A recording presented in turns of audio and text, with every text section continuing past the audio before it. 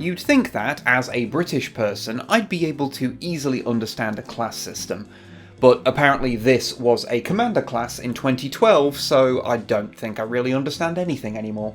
This is Prime Cyberverse, no not that one, Commander Class, no not that one, Bulkhead, kindly sent to me a while ago by JPH. Thank you very much.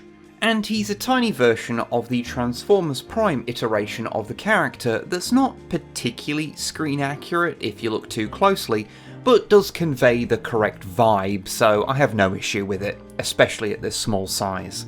Regardless of the accuracy, the sculpted detail is really on point here, with a lovely head, nice detailed chest plate, and greebling here and there making it look bigger than it actually is. Plus, there's good use of their paint budget. There's nothing I really feel is missing here, except for maybe the rear bumper up on the shoulders. But then I see his adorable stubby legs and I couldn't really care less about a few centimetres of paint that could be there in a perfect world. I suppose the only thing I don't like about the look of the thing is the rear, because his entire torso is very hollow. You can fit so many mini M&Ms in there. I did not write that bit purely as an excuse to buy a bag of these, and you can't prove otherwise. But even this does have a purpose. It allows the chest light piping to work better, which the playsets in the line apparently used. Still, if it bothers you, you can obfuscate it a little by storing his weapons back there, which leads us to his weapon.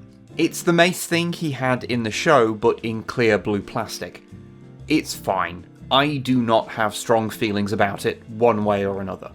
Now, his posing ability is pretty good in the arms, being all ball joints that may or may not pop off in your hand, but as cute as the legs are, those knees have less than 90 degrees of bend in them, and being so short means that they're kind of awkward to balance on. Also, there's not much rotation in the neck on account of his popped collar, so there's a lot of limitations, but what do you expect from a tiny toy from over a decade ago? You can still get poses out of it if you want.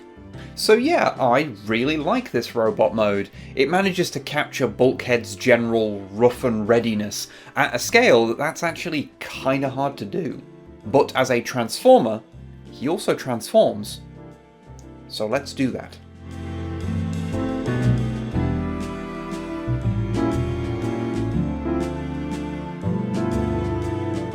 Yeah, that's a solid little transformation that's quite fun to do back and forth, compacting him down into a little SUV that feels really solid and is just a good size in the hand. You know how some toys just feel right?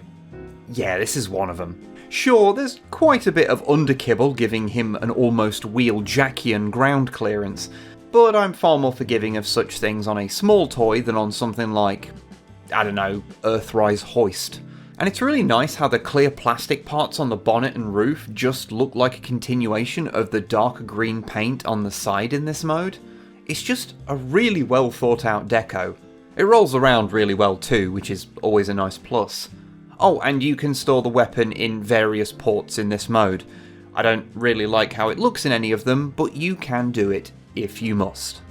So Prime Cyberverse Commander Class Bulkhead is easily my favourite of the Prime Cyberverse toys I've got.